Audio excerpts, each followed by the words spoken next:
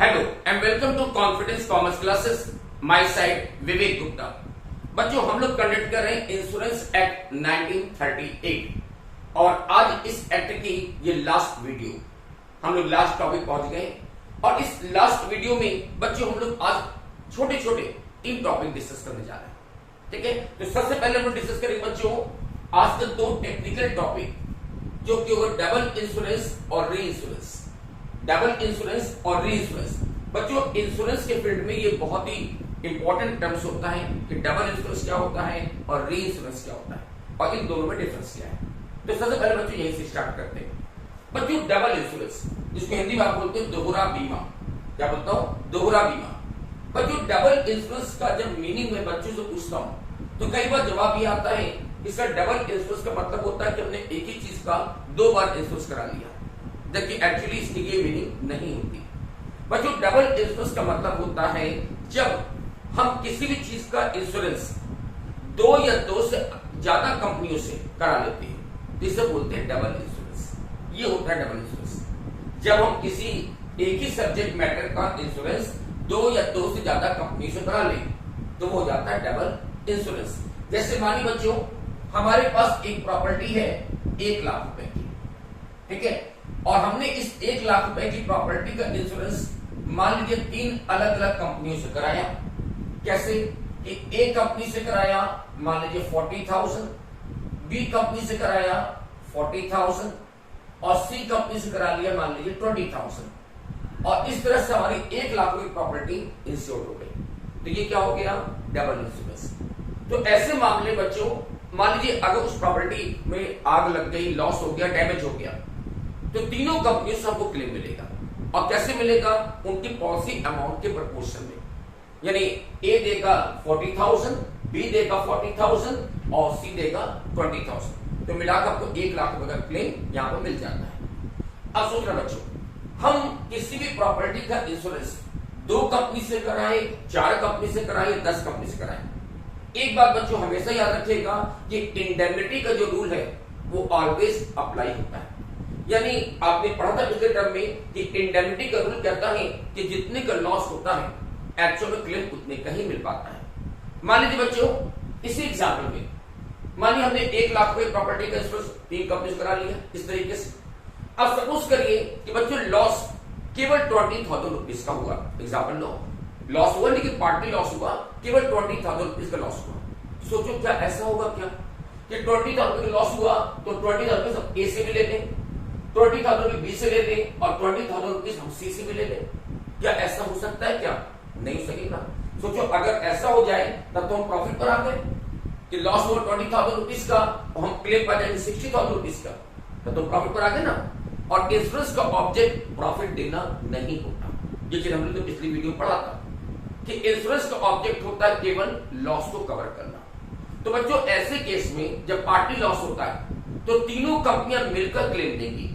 But एक बात ध्यान रखना कि किसी भी केस में जितने का लॉस हुआ है उससे ज्यादा का क्लेम हम नहीं पा सकते।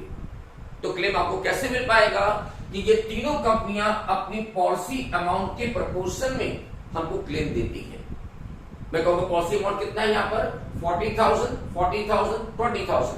तो अगर इसका रेशियो बनाए तो यह आता 4-4-2 का, या इसको और शॉर्ट कर सकते हैं तो 2-2-1 का। तो जो भी लॉस होगा बच्चों वो 2-1 के रेशियो में डिवाइड होगा। तो मानिए अगर 20,000 रुपीज का ही केवल लॉस हुआ तो वो 20,000 रुपीज का लॉस तीनों कंपनियां मिलकर के आपको 2-1 के रेशियो में देंगी। यानी कितना कितना क्लेम आपको मिल पाएगा? तो 20,000 रुपीज को 2-1 की रेशियो बांटिए, कितना आता है? 8,000, 8,000, 4,000। तो यानी ना 2-1 की रेशियो बांट देंगे तो कितना मिलेगा? ए कंपनी से मिलेगा 8,000 रुपए, बी से मिलेगा 8,000 रुपए, सी से मिलेगा 4,000 रुपए, मिलाकर 20,000 रुपीज हो जाएगा। तो ये बच्चों इंडेमनिटी का रूल ऑलवेज फॉलो होता है। बात समझ में आ गई कि बच्चों डबल इंश्योरेंस क्या होता है कि जब हम एक ही सब्जेक्ट मैटर का इंश्योरेंस 2 या 2 से ज्यादा कंपनियों से करा लेते हैं तो वो डबल इंश्योरेंस होता है। बट इतना ध्यान रखना होगा कि इंडेमनिटी का रूल हमेशा फॉलो होता है, यानी जितने का लॉस होगा क्लेम एक्चुअल में उतना ही मिल सकेगा टोटल, उससे ज्यादा का क्लेम आप नहीं पा सकते। आप 2 कंपनी कराइए या 10 कंपनी करा लीजिए, एक्चुअल जितने का लॉस होगा क्लेम उतने का ही मिलेगा और सारी कंपनियां अपनी पॉलिसी अमाउंट के प्रोपोर्शन में आपको क्लेम पेड करेंगी। ठीक है ना, ये हो गया डबल इंश्योरेंस। बच्चों अब यहां पर एक बात ध्यान रखना कि डबल इंश्योरेंस का ये जो रूल है ये केवल जनरल इंश्योरेंस के लिए अप्लाई होता है, यानी फार और मरीज के मामले में ही अप्लाई होता है। ये लाइफ के मामले में अप्लाई नहीं होता। क्यों? क्योंकि हमने पहले भी पढ़ा है कि लाइफ की जो वैल्यू होती है वो तो इनफाइनाइट होती है ना, लाइफ की तो कोई वैल्यू होती नहीं, होती इनफाइनाइट है, अनमेजरेबल है। तो लाइफ के मामले में डबल इंश्योरेंस का रूल अप्लाई नहीं होता। यानी हम अपनी लाइफ के लिए मान लीजिए 2 या 3 कंपनियों से जितने चाहे उतने अमाउंट का इंश्योरेंस करा लें। एक कंपनी से मान लो 1 करोड़ करा लिया, दूसरे 2 करोड़ करा लिया, तीसरे 3 करोड़ करा लिया। तो अगर मेरी डेथ होगी तो यहां पर सारी कंपनियां फुल अमाउंट पेड करेंगी, यानी 1 + 2 + 3 मिला 6 करोड़ रुपए हमारी फैमिली वालों को मिल जाएंगे। वहां कोई पैसा कटेगा नहीं, वहां कोई प्रपोर्शन नहीं होगा, बल्कि सारी कंपनियां फुल अमाउंट पेड करेंगी, क्योंकि लाइफ की वैल्यू अनमेजरेबल होती है, इनफाइनाइट होती है। तो बच्चों ये डबल इंश्योरेंस का ये जो रूल है वो लाइफ के मामले में अप्लाई नहीं हो सकता। लाइफ को छोड़कर बाकी सारे इंश्योरेंस में डबल इंश्योरेंस रूल अप्लाई होता है। ओके, तो ये हो गया डबल इंश्योरेंस। नेक्स्ट आते हैं री इंश्योरेंस। अब समझे बच्चों री इंश्योरेंस क्या होता है, इसे हिंदी बोलते हैं पुनर्बीमा। री इंश्योरेंस यानी पुनर्बीमा। बच्चों री इंश्योरेंस का मीन्स होता है कि जब कोई इंश्योरेंस कंपनी अपनी कैपेसिटी से ज्यादा का इंश्योरेंस कवर कर लेती है तो वो अपने रिस्क को डिवाइड करने के पर्पज से सेम सब्जेक्ट मैटर का इंश्योरेंस किसी दूसरी इंश्योरेंस कंपनी से करा लेती है। तो इस चीज को बोलते हैं री इंश्योरेंस हो गया। बच्चों ध्यान रखना, री इंश्योरेंस कोई व्यक्ति नहीं कराता, हम और आप खुद नहीं कराते, बल्कि री इंश्योरेंस एक इंश्योरेंस कंपनी दूसरी इंश्योरेंस कंपनी से कराती है। और क्यों कराती है? अपने रिस्क को डिवाइड करने के पर्पज से, ताकि रिस्क बढ़ जाए। अब जैसे एग्जाम्पल ले बच्चों, मान लीजिए एक इंश्योरेंस कंपनी है, उसने किसी सब्जेक्ट मैटर का इंश्योरेंस किया, किसी भी चीज का इंश्योरेंस किया, कितने में? सपोज करिए 100 करोड़ रुपए का इंश्योरेंस कर लिया, 100 करोड़ रुपए का इंश्योरेंस हो गया। अब इंश्योरेंस हो गया, लेकिन 100 करोड़ रुपए अपने आप में बहुत बड़ी रकम होती है और इस इंश्योरेंस कंपनी को लगता है कि अगर लॉस हो जाएगा तो हमको 100 करोड़ रुपए क्लेम के रूप में देना पड़ेगा, जो कि मेरी कैपेसिटी से बाहर है, इतना तो क्लेम दे नहीं पाएंगे। तो कंपनी क्या कर सकती है कि इसके पार्ट अमाउंट के लिए किसी दूसरी कंपनी से इंश्योरेंस करा ले। मान लीजिए 100 करोड़ रुपए में से उसका 50% 50 करोड़ रुपए का इंश्योरेंस उसने दूसरी कंपनी से करा लिया, तो ये क्या हो जाएगा? री इंश्योरेंस। इसी को बोलते हैं री इंश्योरेंस। इससे क्या हुआ? रिस्क डिवाइड हो गया। ऐसे मामले बच्चों जब प्रीमियम की कलेक्शन होगी तो हम हाफ प्रीमियम अपने पास रखेंगे और हाफ प्रीमियम मुझे दूसरी कंपनी देना पड़ेगा। और इसी तरीके से मान लीजिए फ्यूचर में कभी कोई लॉस हो गया तो हाफ क्लेम मुझे अपने पास से देना पड़ेगा और हाफ क्लेम हम दूसरी कंपनी से मंगाकर तब पॉलिसी होल्डर को पेड कर देंगे। तो इससे क्या हुआ? रिस्क बढ़ गया ना, कि भाई 50 करोड़ मुझे क्लेम देना पड़ेगा और बाकी 50 करोड़ दूसरी कंपनी से मंगाकर तब क्लेम पेड करेंगे। तो ये रिस्क को डिवाइड कर दिया गया और इसी को बोलते हैं री इंश्योरेंस। यानी कि बच्चों री इंश्योरेंस एक इंश्योरेंस कंपनी दूसरी इंश्योरेंस कंपनी से कराती है। अब क्यों कराती है? अपने रिस्क को डिवाइड करने के लिए। उसे लगता है कि रिस्क बहुत ज्यादा है, जोखिम बहुत ज्यादा है, तो वो क्या करती है? सेम सब्जेक्ट मैटर का इंश्योरेंस किसी दूसरी कंपनी से भी करा लेती है और जिससे क्या हुआ? रिस्क यहाँ पर डिवाइड हो गया। बात समझ आ गई? तो बच्चों जो डबल इंश्योरेंस होता है वो तो कोई पॉलिसी होल्डर कराता है, जैसे हम और आप लोग करते हैं, 2 या 2 से ज्यादा कंपनी से इंश्योरेंस करा लिया, वो डबल इंश्योरेंस हो गया। और री इंश्योरेंस एक इंश्योरेंस कंपनी दूसरी इंश्योरेंस कंपनी से कराती है रिस्क को डिवाइड करने के लिए। ठीक है, तो ये हो गया बच्चों डबल इंश्योरेंस और री इंश्योरेंस। ओके, चलो बच्चों अब आगे बढ़ते हैं और इसके बाद हमें 2 टाइप के डिफरेंसेस यहां पर डिस्कस करने हैं आपसे। तो सबसे पहले बात कर रहे हैं difference between the life insurance and general insurance. बच्चों लाइफ इंश्योरेंस जिसमें हम लोग लाइफ का इंश्योरेंस कराते हैं और जनरल इंश्योरेंस जिसमें हम लोग गुड्स और प्रॉपर्टी का इंश्योरेंस करते हैं, ठीक है ना, वो जनरल इंश्योरेंस में आता है। तो देखिए दोनों में डिफरेंस क्या होता है। तो सबसे पहला हमने फर्स्ट डिफरेंस दिया सब्जेक्ट मैटर का, कि बच्चों LIC जो लाइफ इंश्योरेंस होता है उसमें हम लोग अपनी ह्यूमन लाइफ का इंश्योरेंस कराते हैं। हम अपनी लाइफ के लिए या अपने फैमिली मेंबर के लाइफ का इंश्योरेंस कराते हैं।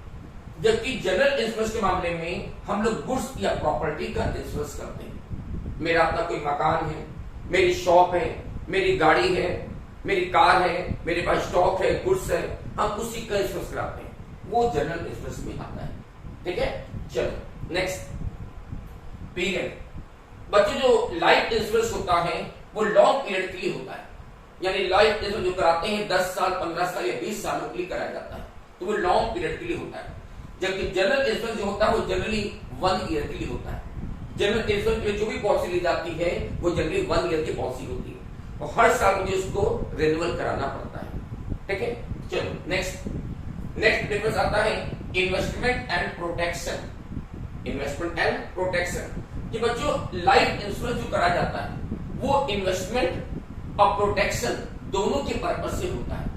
हम जो लाइफ इंश्योरेंस कराते हैं वो फैमिली प्रोटेक्शन के लिए भी होता है कि अगर मेरी डेथ हो जाएगी तो मेरे फैमिली वालों को क्लेम मिल जाएगा, तो उनका प्रोटेक्शन हो गया।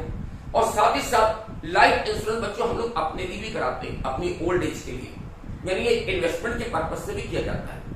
हम लाइफ इंश्योरेंस इसलिए भी कराते हैं कि मान लीजिए मैंने 20 साल की पॉलिसी लिया, अब 20 साल के दौरान हमारी डेथ नहीं हुई, हम सर्वाइव कर रहे हैं, तो आफ्टर 20 ईयर्स इंश्योरेंस कंपनी मुझे क्लेम दे देती है, अब जिससे हमारी ओल्ड एज का प्रोविजन हो जाता है।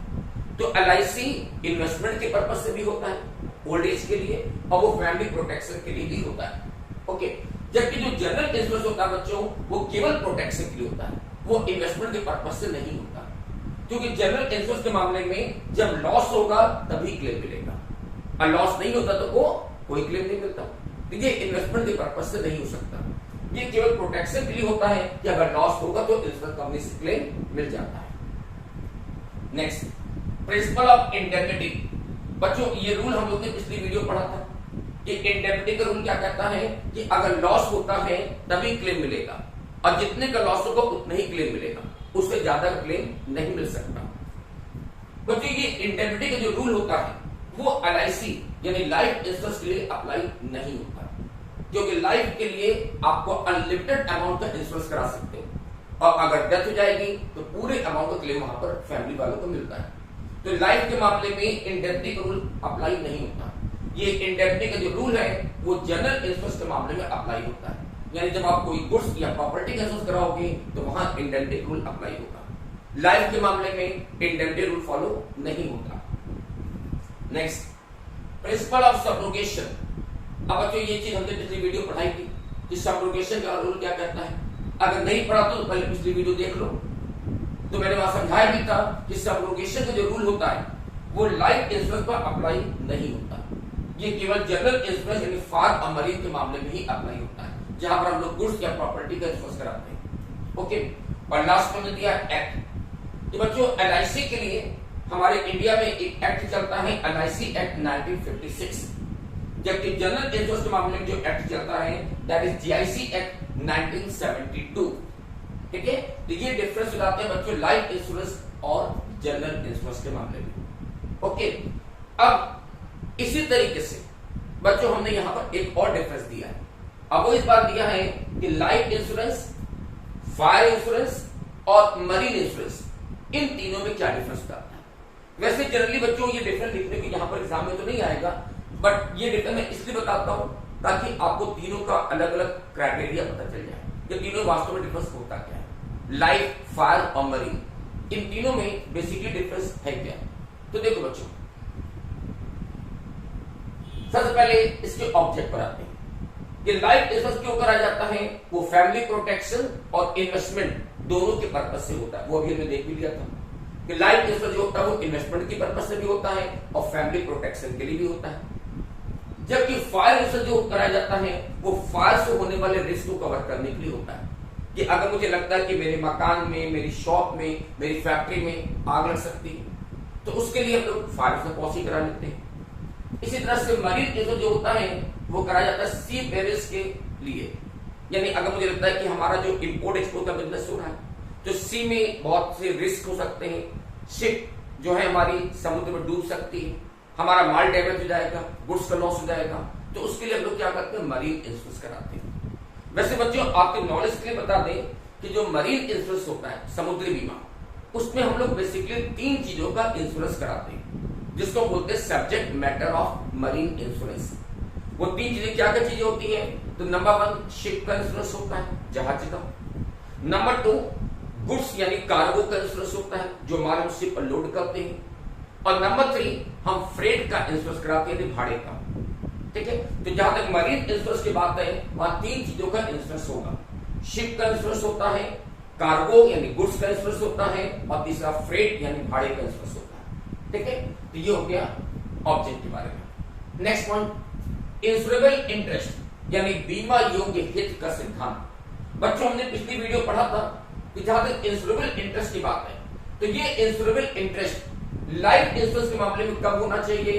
तो हमने इसको पढ़ा था कि LIC यानी लाइफ इंश्योरेंस के मामले में इंश्योरेबल इंटरेस्ट केवल जिस टाइम हम लोग पॉलिसी कराते हैं या जिस टाइम हम लोग कॉन्ट्रैक्ट करते हैं, केवल उसी टाइम इंश्योरेबल इंटरेस्ट का होना जरूरी होता है। उसके बाद इंश्योरेबल इंटरेस्ट हो या ना हो वो मायने नहीं रखता। तो LIC यानी लाइफ इंश्योरेंस के मामले में only at the time of taking the policy insurable interest must be exist. ठीक है ना? जबकि फायर के मामले में तो रूल क्या था कि बोथ द टाइम, कि फायर के मामले में रूल कहता है कि इंश्योरेबल इंटरेस्ट दोनों ही टाइम होना चाहिए। जिस टाइम हम पॉलिसी कराते हैं उस समय भी, और जिस समय एक्चुअल लॉस होता है उस टाइम में भी, दोनों ही टाइम एक ही व्यक्ति के पास इंश्योरेबल इंटरेस्ट होना चाहिए, तभी क्लेम मिल पाएगा। अगर इन दोनों में से किसी भी टाइम इंश्योरेबल इंटरेस्ट नहीं होता तो क्लेम नहीं मिल पाता है।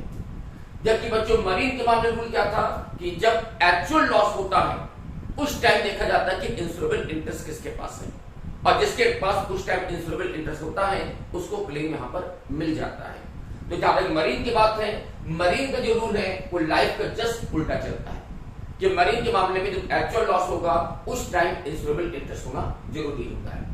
चलो नेक्स्ट पॉइंट, पीरियड यानी हम जो पॉलिसी कराते हैं वो कितने पीरियड के लिए होती है। तो नॉर्मली बच्चों जो लाइफ इंश्योरेंस पॉलिसी होती है वो लॉन्ग पीरियड के लिए होती है, 10 साल 15 साल 20 साल या 25 सालों के लिए हम लोग लाइफ इंश्योरेंस पॉलिसी कराते हैं, यानी वो लॉन्ग पीरियड के लिए होती है। जबकि फायर और मरीन की जो पॉलिसी होती है वो जनरली 1 साल के लिए होती है, यानी वो शॉर्ट पीरियड के लिए होगी, मैक्सिमम 1 ईयर की पॉलिसी कराई जाती है। Next point, principle of indemnity. बच्चों मैंने अभी पढ़ा था कि इंडेमनिटी का जो रूल है वो रूल केवल फायर और मरीन के लिए बनता है, वो LIC यानी लाइफ इंश्योरेंस पर अप्लाई नहीं होता। ठीक है, तो इंडेमनिटी का प्रिंसिपल LIC लाइफ इंश्योरेंस पर अप्लाई नहीं होगा, वो केवल फायर और मरीन इंश्योरेंस पर ही अप्लाई हो पाता है। नेक्स्ट, इसी तरह से प्रिंसिपल ऑफ सबरोगेशन। बच्चों सबरोगेशन का रूल जो हमने पढ़ा था पिछली वीडियो में, स्वत्व समर्पण का सिद्धांत पढ़ा था ना, तो वो जो रूल था वो लाइफ इंश्योरेंस पर अप्लाई नहीं होता, वो लाइफ इंश्योरेंस के लिए नहीं है, वो किसके लिए है? फायर और मरीन इंश्योरेंस के लिए बनाया गया है।